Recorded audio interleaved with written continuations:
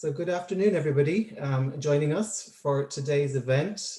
Delighted you can take part in this lunchtime talk.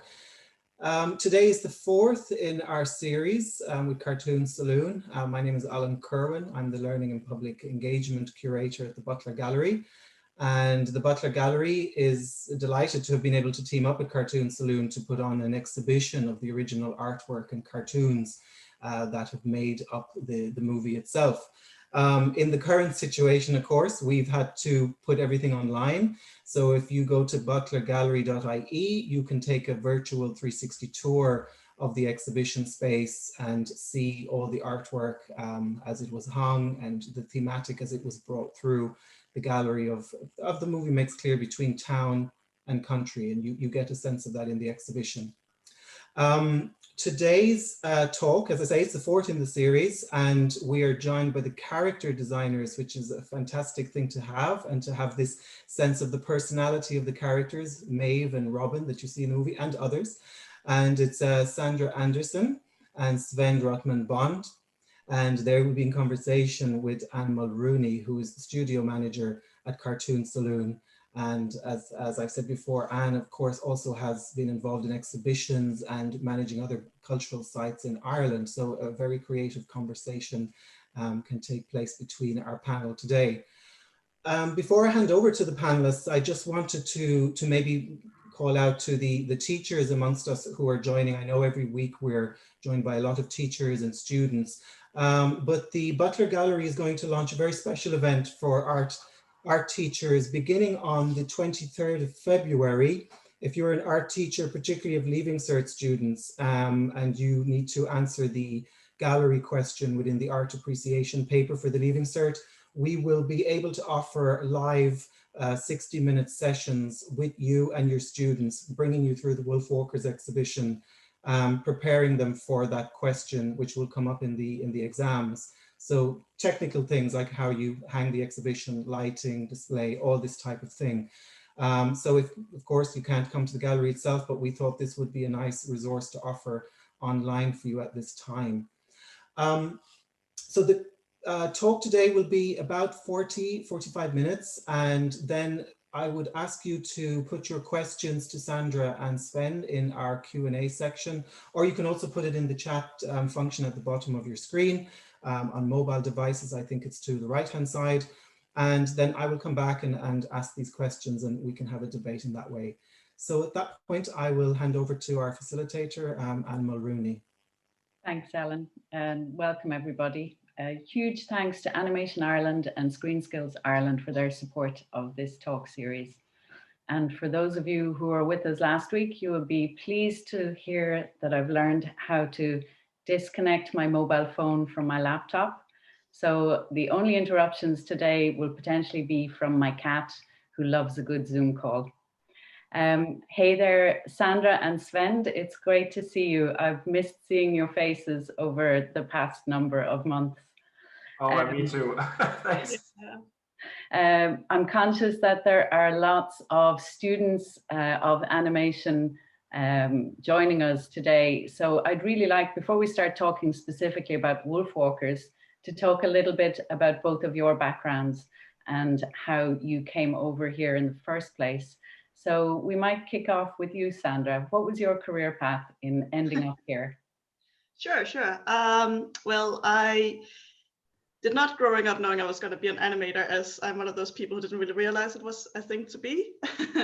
But then towards whether that be equivalent to high school, I think we got a different, I'm from Denmark, we got a different school system.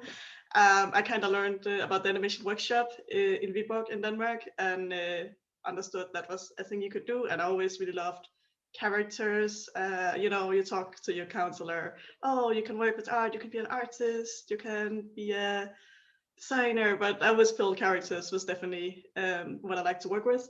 So when I heard about character animation, that sounded like something that could be for me. So I went to school there. It was great. I ended with an internship with Cartoon Saloon, even though I thought I was gonna do 3D animation. Well, And yeah, when that ended was still pre-production time on Song of the Sea, and I was lucky to get a job there straight after school. So I kind of helped finishing up some of the last model sheets, and I designed a lot of the animals and some other background characters. And after that, I've mainly been working with cartoon Saloon. So I've done away with character design, kind of late stage model sheets. And I've done posing, which is kind of a bit between storyboard and animation, where we figure out like the main poses for the characters and the acting. So I've done that for Song of the Sea and The Breadwinner and WolfWalkers, and I'm currently supervising the character design and posing on My Father's Dragon. So yeah, I think that's about it. Cool. So did Viborg have a pre-existing connection with Cartoon Saloon, or did you go and find that internship? Yeah, I mean, the animation workshop is it's a very good school. I was very lucky to go there.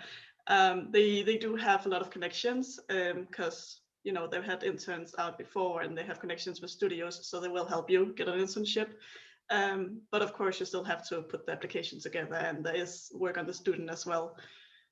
But yeah, there was definitely some connections that was helpful. One of the Fabian Erlinghauser was over and teaching us on first year, so already there I kind of got a connection, which was great. Fabian is our head of animation, and he lectures in the art workshops over there, which is great, or the animation workshops, I should say. Svend, how about you? Is it a similar journey?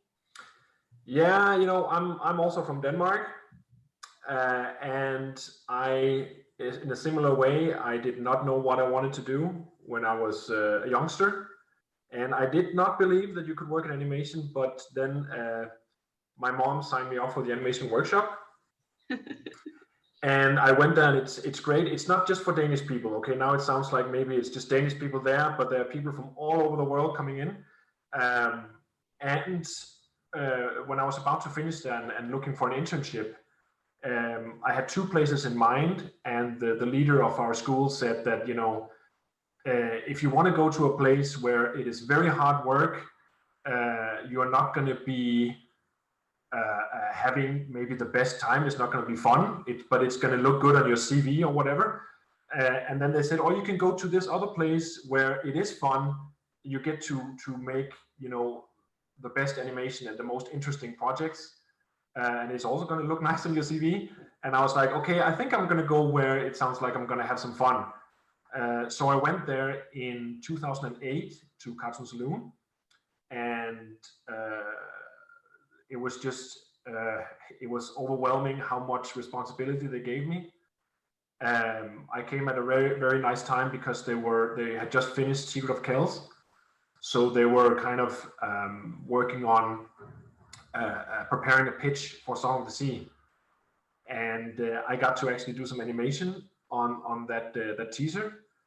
And then after that, I went and worked back in Denmark and just waited those 4 years, hoping I could get to join the film once it would start, Song of the Sea. So I did, working from Denmark, but I did, and then I have just the past 5-6 years, I have been bouncing between Denmark and Ireland, and it seems like recently I'm kind of stuck over here. It's impossible to get away. So I don't know how that's going to go, but it's really great right now. I'm also working on the My Father's Dragon as a rough animation supervisor, and yeah, it's the best place to work, you know, I have to say.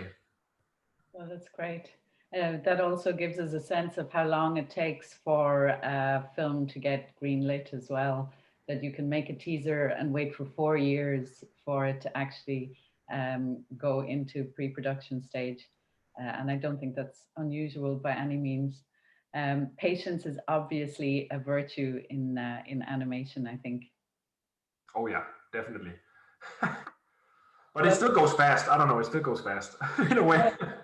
If you're filling it with other projects, absolutely.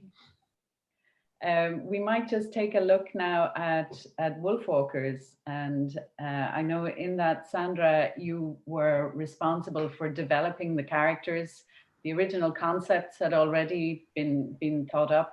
What stage did you come into the process at? Where were the characters when you joined? Yeah, it's always kind of different how many artists is in the character design development, but we've had quite a few team members going from earlier concept. When I come on, yeah, the characters are kind of defined as in they're almost there. Like they look good and they kind of have the personality, but I usually take them that last step into model sheets where I really define what exactly they are going to look like on screen, and I work on breaking them down in a way that animators, every single animator should be able to work from the same model to get the same look. So for me, it's still a lot of exploring because even though something looks like it's almost there, it doesn't mean that it is. There's still a lot of work to get it just right, because you really have to look at what works, why choices has been made, what is the personality, what is the shape language, and you want to honor all these things, but also make it something that other people can animate. So yeah, kind of towards the end. So I would say at a stage where it's really just to get that last definition done on the character. I wasn't the only character designer. There was a few others, Maria Madalena and Federico. Oh, I can't say his last name. Where is it? Cericoni? No, I think it's Giovanni. Yeah, they were helping out and doing great work. And of course, Tom himself is doing a lot of the design work because he's a really strong character designer. So can I ask you, you mentioned shape language in there. Tell us a little bit about what shape language is. Yeah, I think at Saloon is kind of known for the strong shape language. We work really graphic and very flat, but not just flat for the sake of being flat. It's always a balance between thinking dimensional with the character, but because we are also working graphically, you can't just draw whatever you want. For example, a lot of artists want to go really realistic with how they pose or animate a character, but because of the shapes of the characters, you always have to kind of like push it, maybe like push an arm more to the side to give like a more beautiful look. So yeah, the shape language overall, I think all the characters are just very simple shapes when you break them down. For example, Maeve is a circle on a pear with a drop hair, and even Robin in her wolf hunter outfit. Even then, it's kind of like there's kind of like a flow to the shape. It's a lot of triangles and rectangles put together, but in a sort of rhythm that makes it interesting to look at. And that's also a reflection of the narrative, like the characters representing town and forest, town and forest being expressed very differently in terms of the lines and the shapes used, and then the characters. Yeah, for sure. The town were way more graphic and what's it called in English? It's kind of like woodcut style.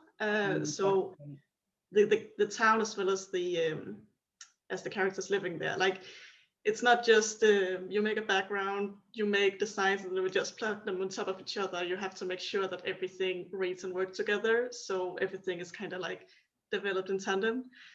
But yeah, it's a very graphic look for the town, and more soft round shapes for the forest. Everything is kind of like curvy and interesting and alive.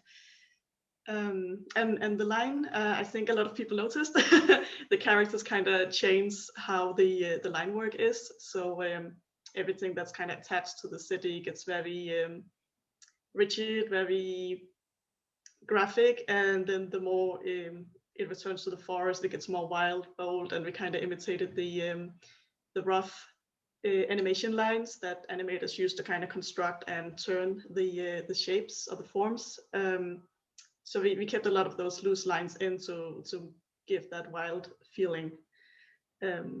So Maeve had that the whole time, but Robin is the one that really changed from from being in the town to being in the forest.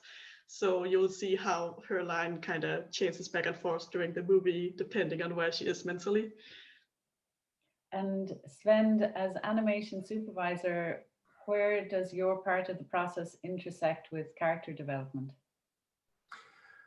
All the time. Like we can see how much thought has been put into the character design. We know that we're going for something more volumetric in the animation than, say, on Secret of Kells. That was a little bit more stylized. So we have to be in a conversation with the designers throughout the production, because we need to always think about those shapes that they work, and we need to make sure that we don't break the design by just finding the easiest path in the animation. So we are constantly talking with each other. Sandra and some of the other designers can go over a certain pose in the animation to just maybe cheat a little bit from the model sheets, to get that appealing drawing. You can move a little bit away from the model sheets we have, where the character is like, there's a turnaround sheet where you see all the angles of the character. That can work fine on a just like a model sheet, but when you see it in an acting performance, sometimes you have to come up with new solutions. And we would always, and it would be a big help to pull on the guys in the design department. So just for people who are unfamiliar with the language that we use, would you explain what a model sheet is for people? And you also mentioned a turnaround sheet. Yeah, so what we need to do is, like, the whole animation team are a lot of people. We need to make the movie look like it's basically made by one person. And the best way of doing that is to provide a lot of guides for the animators. So we have a team of brilliant artists sitting and taking the designs of the characters and kind of putting them up like kind of a manual. So you see Robin, for example, you would see her from the front just standing, and from the side and from places in between. So you have these guides. When you're sitting and animating a character, you can go and you can rely on those, because we always joke about that towards the end of a production is when the animators really get a good handle on the characters. When the animators start, none of them has drawn Maeve or Robin before, so it's impossible for even the most gifted animators to just draw them, spot on. So all those model sheets are great to help us in that. Yeah.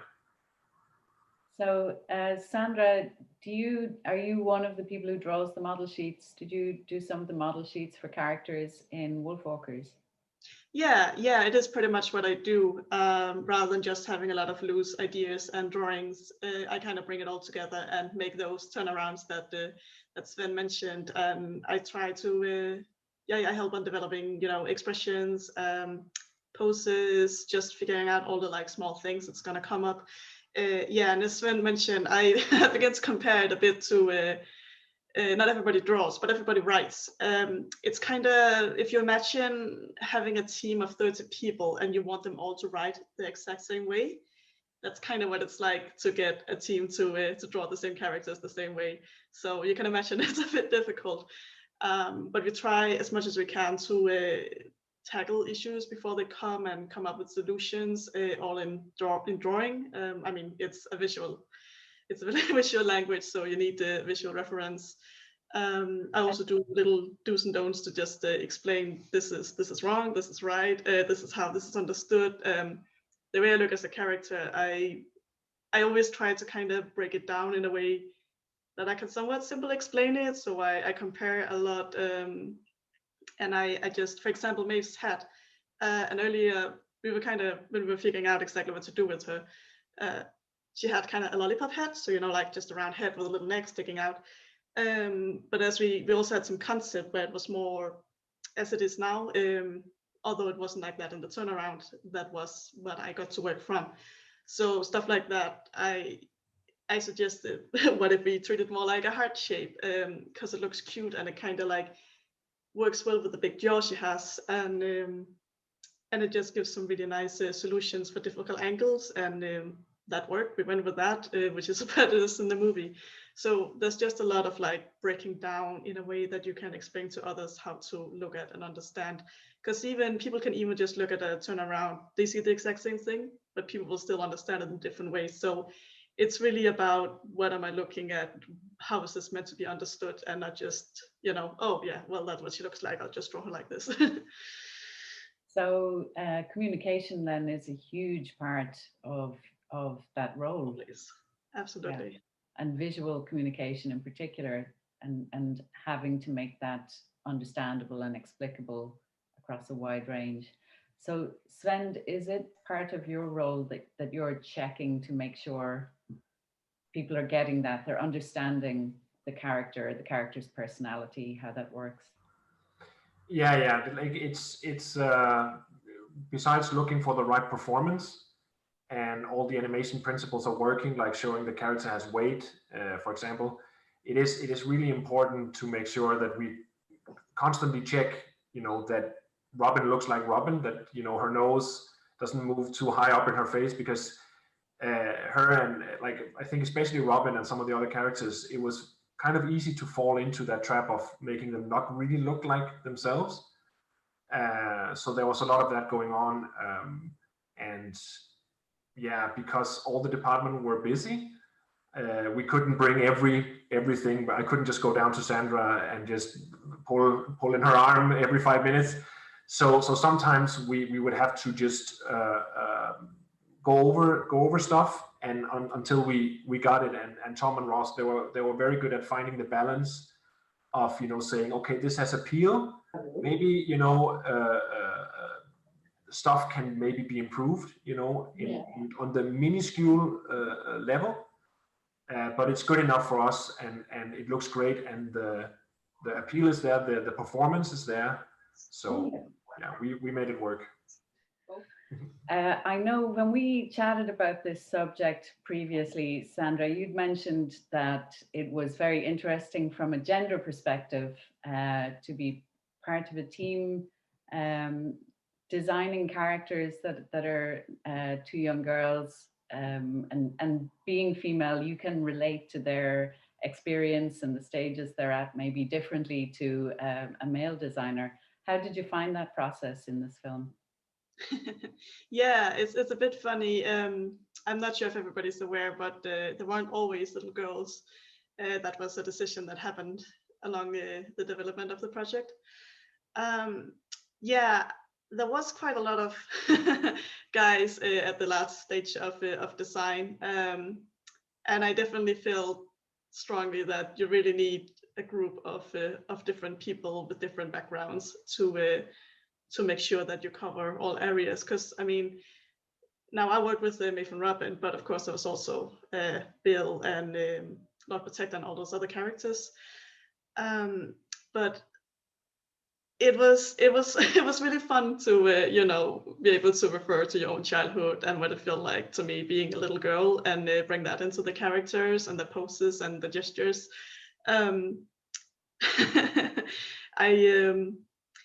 I think in general, I that's kind of back to posing, but to me, posing is kind of part of the character design, as in you put a lot of still character and personality and solution into the posing. And I had a lot of scenes, for example, with Robin talking to her dad, the very close-ups.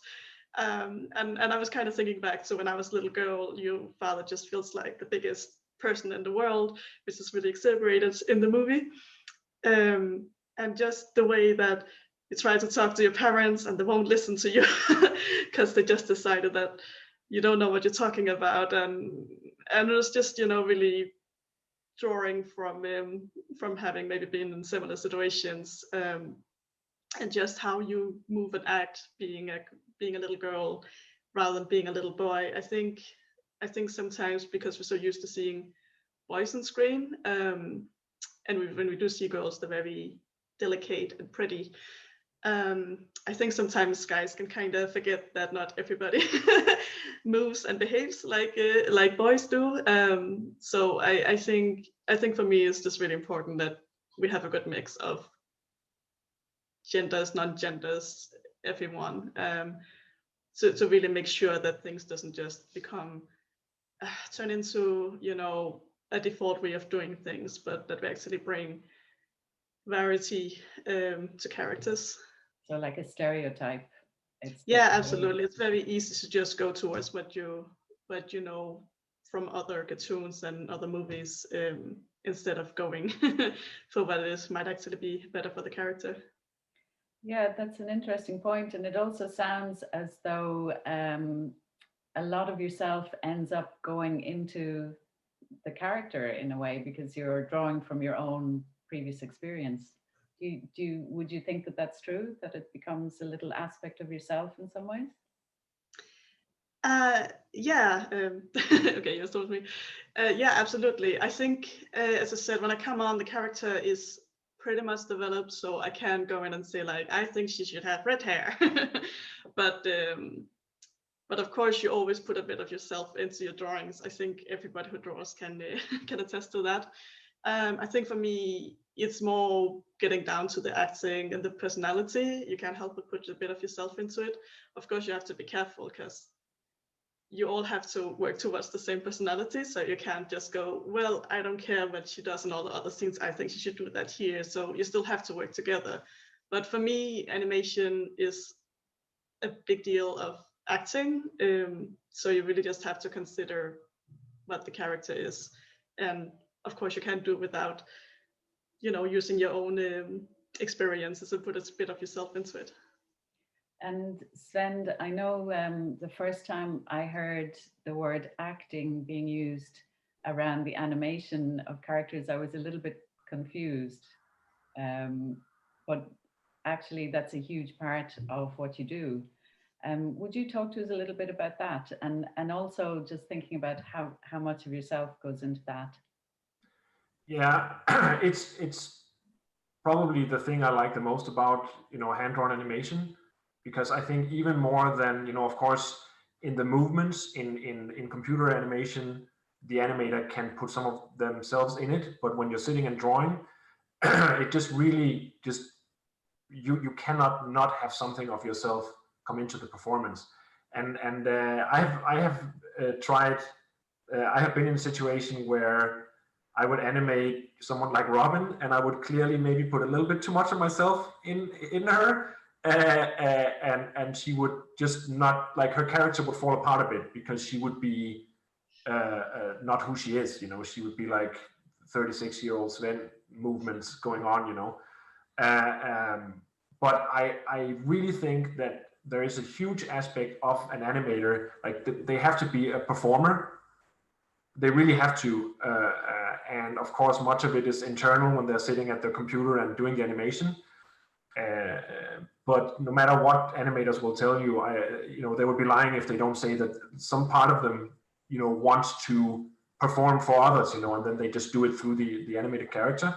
And we had some workshops where we would do some, you know, physical exercises, acting exercises with the team, both to just loosen people up a little bit, but also just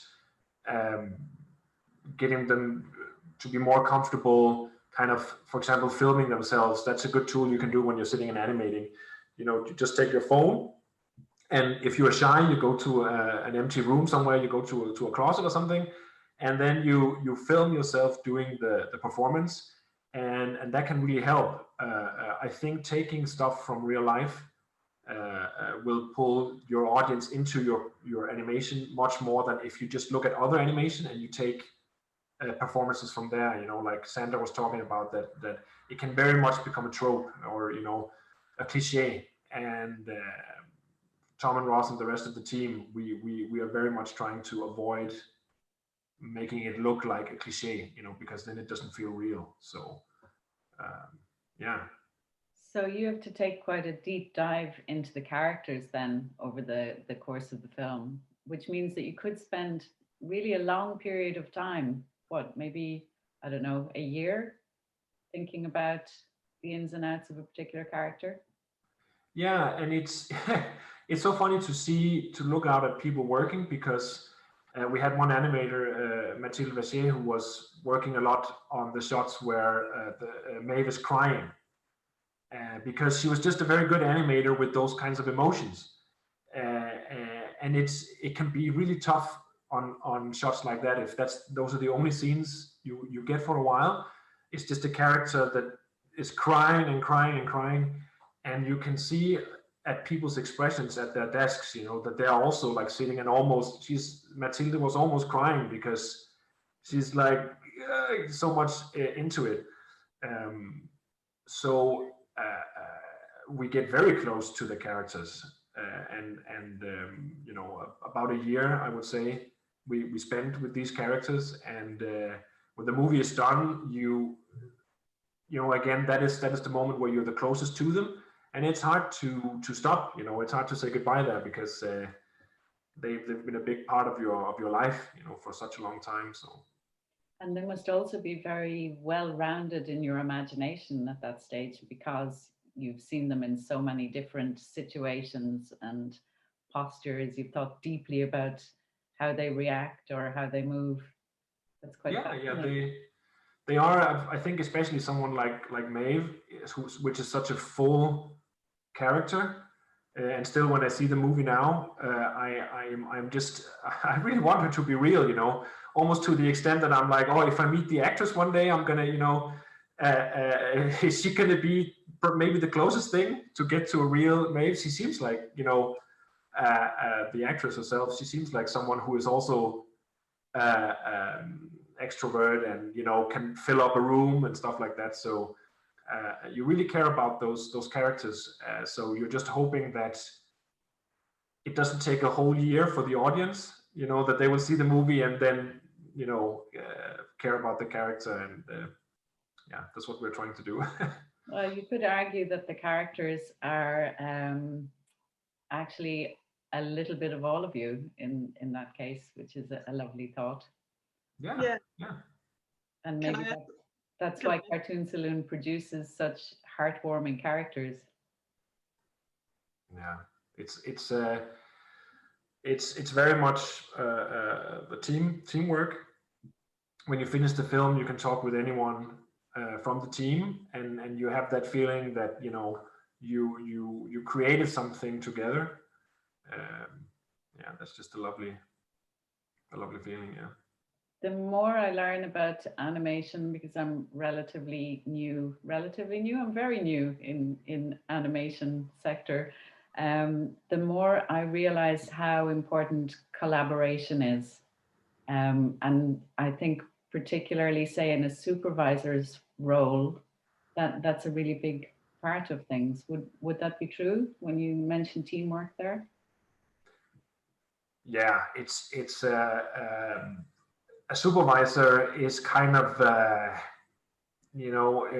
just being connected, like I'm the link, and Sandra as well here now, she's the link between her posing artists and the directors, the animation directors and so on. So it's just very important that you make those transitions work, and it's also important that you try and help out both parties. Like a supervisor is someone who has to use the brain quite a lot. There's a lot of meetings, as well as looking at what your team is doing, the animators or the posing artists, and you need to find a good balance of helping out the director as well, bringing what you know from the animation team to the director and vice versa. So it's 100% communication. It's the whole thing, and especially now here with COVID, it's all the job there is to just make sure that people are in sync, and then we get the best result. So as we're going through this talk series, I guess it becomes clear at different times the kind of skill sets, I guess the soft skills beyond the technical skills that people learn in their college years. There's a whole set of soft skills that are needed as well, particularly as you evolve into different roles and more responsible roles. And I think from both of you, the sense is communication, very important, but also empathy, because you need to empathize with the characters and you need to empathize with your teammates. Sandra, how are you finding it being a supervisor compared to a character designer? Well, it's very different. I think we're a much bigger team on the current production than it was on the earlier ones. So I kind of had to learn on my feet to teach, to help people with the directions, and try to, make everybody follow the same style and lines. But yeah, I think just really you have to work with people and through people, whereas when you're just an artist, you do everything yourself. Somebody else will talk to you, your supervisor. You get a job and you just do the job, whereas as a supervisor, it's it's just you have to take care of so many things, and as Svend says, it's a lot of thinking, because you have to keep track of what the director is asking for, art director is asking for, but you also want to make sure that things are clear for your artist, and you also want, I will hope that you also want them to have a good time, at least I do. So there's just a lot of balancing and keeping track of everything, and so many notes, so many notes taking. One thing, always take notes all the time, every time. Don't trust you remember everything. But yeah, it's very interesting, but very different.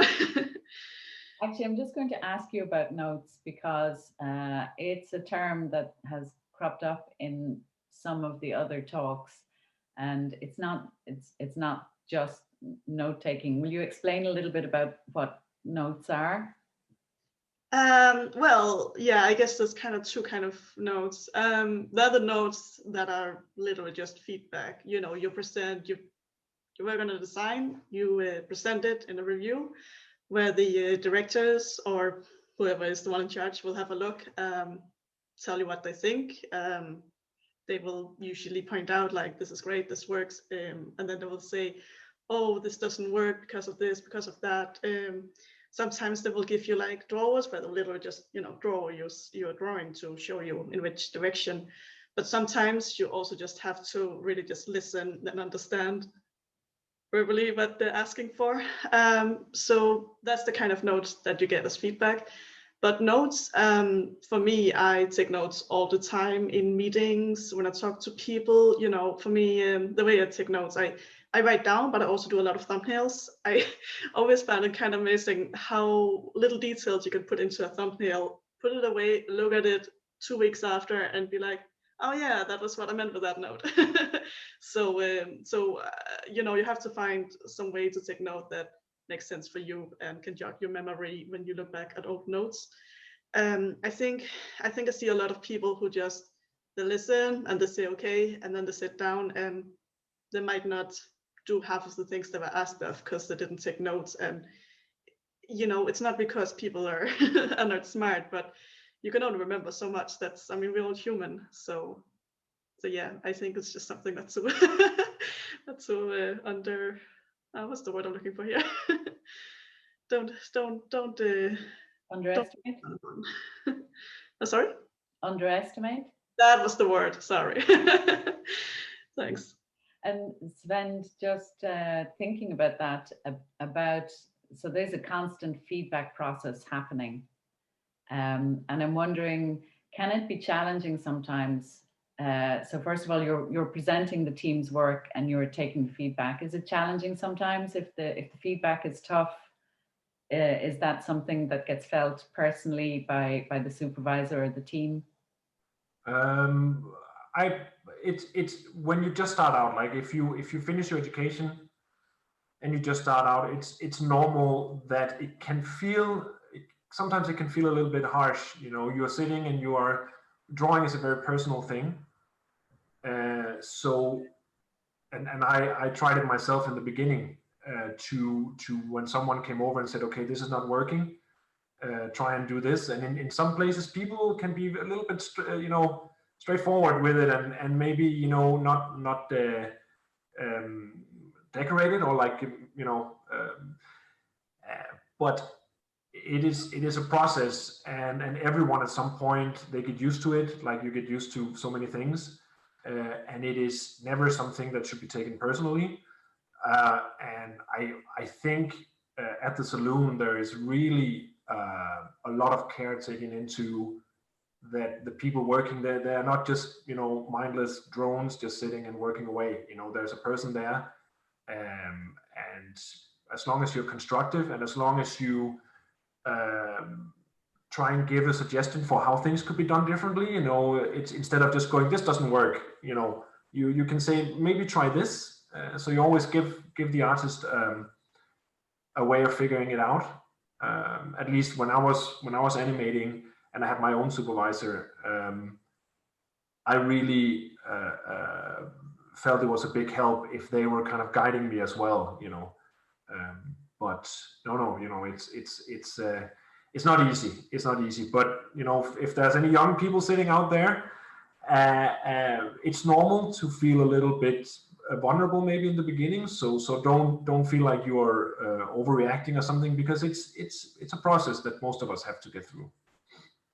And particularly if you are after attaching to that character and you're feeling strongly about them and for them, I guess it's even more personal at that stage.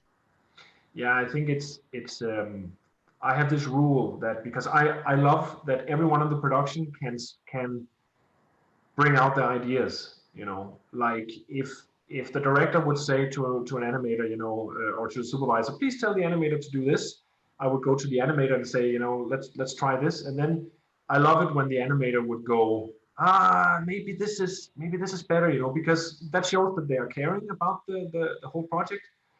And I think that's definitely what people should do. And then a good rule is, bring out your ideas. If you're getting the response that no, let's go with what the director said or whatever, then we continue, because we have to finish the movie as well. But it's just nice to get that input. And many times, the animator is, sitting there closest to the actual scene. Sometimes they know stuff, they see stuff that maybe can be hard to see for the director, who has to have the whole overview. And sometimes the animator, like, yeah, let's go for it. Your idea, animator, is cool, and the directors are gonna like it. And so yeah, it's no one should be in a position where they feel like they can't say anything. That's not a good production, I think. Can I ask you who your favorite character is in WolfWalkers? Sandra, who's your favorite? Oh, I thought I was your favorite. Gosh, that's difficult. I don't know. I mean, it's kind of tied between Robin and Maeve, I guess, because I did work with them a lot. No, I know. Maul is my favorite. I love Maul. I'm sad she wasn't more in the movie. And Maul is? She's, well, I guess she's a spoiler, isn't she? No. Well, she's Maeve's mom, and she's a great character. I think she was meant to be in the movie more in an earlier. I actually did post out. Well, maybe I'm not supposed to talk so much about that, but she was more in the movie at an earlier stage, and I very much grew fond of her. So she's my favorite. Well, Maeve is very like her in lots of ways, I think. So. Also very, very great. It's hard. I like a lot of the characters a lot. It's when you work with them, I always call the characters my children, because they're all very dear to me. And I think for me, I always very much try to figure out what the personality of the individual character, rather than just being, I'm just drawing what that character looks like. I always be like, okay, like Lord Protector, he thinks that he's like pretty much better than everyone. He's telling everybody's children in his eyes. So he's always very like stoic and looking down on people. And I'm taking over a bit here. And Maeve and Robin, especially when they were in the wolf forms, I kind of in my mind was referring to two dogs I used to have. One was like small and very like elegant, and one was a big Labrador, and she was all over the place. So so the elegance, whenever I post Robin, I would always try to kind of have it like also a bit more controlled, whereas Maeve was just again all over the place, just having fun always. Yeah. Svend, are you willing to commit to a character? Yes, because it sounds like Sandra, you're not giving a clear answer. You have to choose one. No. I thought I said Maul. Yeah, the Maul, I mean, I have to say Maeve, not just because she's a very big personality, but also just she has so many facets, so many sides to her personality. And you know, sometimes I'm a big fan of this Sean Bean guy who's doing the voice of Robin's father. And Robin's father, he's pretty cool. So So you have to choose. I have to choose. I think when I'm in the action mode, I like the hunter, you know, the Sean Bean guy, and no, Maeve is my favorite. Yeah. Well, good answers both. At this stage, I think we'll ask Alan to come back in and share some of the questions that the audience have sent. Hey, Alan. Thanks, Anne. And thanks, Svend and Sandra, for that. It's fascinating to get such insights from your particular perspectives. And initially, I should tell you, you have a shout out from a fellow compatriot, Christian, in Viborg or Viborg. Hey, Christian. Oh, hello. And Christian's question is, what is your process for creating character designs that strike a perfect balance between being volumetric, but also having the signature flat cartoon Saloon style? Should I take this one, Svend? Okay, cool. As I said, when we have all this concept, and they're not all like completely cartoon Saloon style, it's kind of something that happens down the line. For me, I always work out construction, even if it's flat, because you kind of need to work from volume if you want to make a character that can move in space. So I usually kind of will find the gesture, and once I kind of know what I want to do with my characters, that's when I can start pushing it into the flatter shapes. So I will say volume first, then flattening out, because otherwise you do get these very flat looking characters that look like they can't move. Mm-hmm. Okay. I hope that answers it. Svend, you have nothing to add to that? I don't want to cut across you. Well, I mean, as always, it's just a lot of practice and observation. See what works and see what doesn't. And as Svend was in on, sometimes you also just have to cheat for what works on the angle or the pose, because it is so flat and graphic. You know, it's not 3D characters. They're not perfectly. They cannot turn around perfectly. So you have to really always think about just what feels right for the angle, what feels right for the pose. Mm-hmm. It's a nice challenge, I think, because to find that balance between making them volumetric but keeping the design, because it's not something you see in most movies today. I feel like there's a lot of animated movies that are very soft, you know, and where the characters are very much made to be animated. And I think it's nice with the challenge there, you know. So yeah. Mm-hmm. And we have a question from Kirsten, and she's just wondering, were there any particular inspirations for the characters of Maeve, Robin, and Bill? Inspirations. Yeah, I think I know that Robin is loosely based on one that's very close to Tom. I think Maeve is also a bit.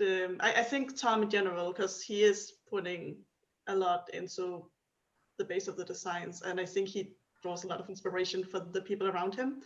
But I also know that he, even though he has, you might look at his style and think, well, he has everything figured out, but he still goes to a lot of sources and find inspiration from different places. But yeah, I think in general the characters tend to be based, at least loosely, on some real person. Okay. And Fee actually has an interesting question. I wouldn't have thought. How did the idea of the wolf pack being almost fluid and one big shape come to be? And how did the character design this? Did you have any references for how that occurred? For the animation part of it, there was some reference we looked at. There is this film called Ernest and Celestine. It's a French film where at some point there are a bunch of rats that are chasing the main characters, and they kind of pile on each other and they become a wave. And so there were reference there. I think it was just coming from this making just nature feel like, you know, this one force, you know, like this one in what's it called, symbiosis with everything, you know. Mm-hmm. So I think that's why they wanted the wolves to not run as individuals as much, but just be like this pile. There's something very nicely graphic about it as well, that feels very organic, adding to this sense of the forest is organic movements, organic shapes, and then the town, everything is kind of cut up and kind of, you know, the crowd in the town, they are very much individuals, you know, kind of moving like little squares and triangles everywhere. So Mm-hmm. Yeah. We've had a lot of questions come in, actually, particularly about both of your, I suppose, your arrival at this stage of your careers. And so, for instance, there's a question that's come in about very much how would you, for younger people who are interested in getting into animation and character design like you've done, what advice would you give them at this early stage to start that process? What kind of workshops should they be going to? What should they be looking at that both of you would have done? Or looking back over your career now, what advice would you give them? Who goes first? Sandra, let's hear you. I'm sure you got a good nugget there of wisdom. Oh, I'll try. I think for me, I would say towards the younger people today, I think because of the internet, people seem really into creating their own personal style and seem very focused on just going one direction. It wasn't as much a big deal when I was younger. And I did a lot of fan art, which I'm not one of those people who say don't do fan art. I think fan art is really great because I did a lot of exploration of different styles. The problem is if you really get into one style and get really good at that, it's really hard to find job in animation because you must remember that you're always working on somebody else's style and project. You have to be able to jump around in style. That's usually why we construct characters, we explain how to understand them, but you have to be able to have the fundamentals so you can just jump from one project to another and kind of understand, well, this is how I work now, which might be very different from how you personally like to draw. I see even now a lot of people coming in and having a hard time changing from what they usually do. So I think it's important that you consider what is it I want to do. If you just want to make amazing designs, maybe you're more of a concept artist or maybe not even in animation, but if you really want to do animation, you have to be able to change the style and you have to observe how different characters are. So I think it's really just about being able to expand what you can do and not get too much into one hole with your abilities. Mm-hmm. That was my nugget, I think. Yeah, and that's a good one. That's a good one because we had now and then we have people apply to work at the Saloon as animators, and sometimes they can have very impressive resume. You know, they can have worked for years and years, but they have worked in a very specific style. And even with all this experience, we can see it's very hard for them to then match to what we are going for. And in the end, we can't take on those people. So yeah, I think besides broadening or be open to many different styles, I think it's very important that you try. This is going to sound very boring now, but it is very important that you spend some time planning out your tasks. Whenever you sit and you animate, whenever you sit and do any kind of creative task, try and set up some time limits for yourself, because the reason why I could make a living in the beginning, the reason why people would call me up and ask me for a job was because they knew I was fairly fast. And it's important that you have a good skill, that you can draw really well. But I would say it is pretty much equally important that you can finish the stuff on time, or like close to on time. It's not a very exciting answer, but I think it's worth mentioning.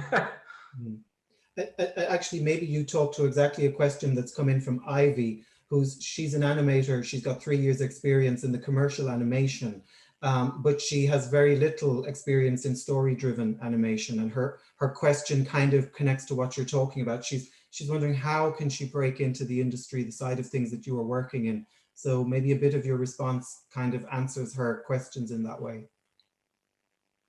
Yeah, like I'm always interested in seeing what people are doing, and it's always interesting to receive stuff from people, like their portfolios or something. It's also good to get people to do a test as well, so we can see if they can do what we're doing. I don't think people should be too concerned about what they've done in the past, because we evolve all the time, and I think it's just trying to take the step is the trickiest thing here. As soon as you've done that, it is already going in the right direction. Yeah. And I'm quickly going to jump on your point about portfolios, because Amy has asked exactly about this. That does Cartoon Saloon do portfolio courses to help people prepare for such roles, or do you know of any other companies or organizations in Ireland or elsewhere that you would recommend that could help people in getting portfolios ready? Is there such a thing? I think we actually have in the past had people from the studio go and see people's portfolios, even at the schools around in Ireland. I'm not sure if there's like an actual course going on now in connection with the studio, but there are options online. I think the best thing to do is to just watch whatever you can find online, but also, of course, it's a bit tricky now because of COVID, but people dropping by the studio and showing portfolios to us working there, it would happen now and then, and there was a good chance to get feedback as well on your portfolio in there. And that might have been in quieter times. Yeah. I think when the studio gets very busy, it's probably not a good idea to call in unannounced, because that could get a bit overwhelming. But the education and training boards very often will run portfolio courses in Ireland, and it's worth looking at your local ETV and seeing if they have any that are related to animation. I know in Kilkenny we work closely with the education training board, so I think probably very similar in other counties as well. If there's an animation studio there, it's highly likely that they've been in discussion with their ETB and there are potential courses available. Yeah.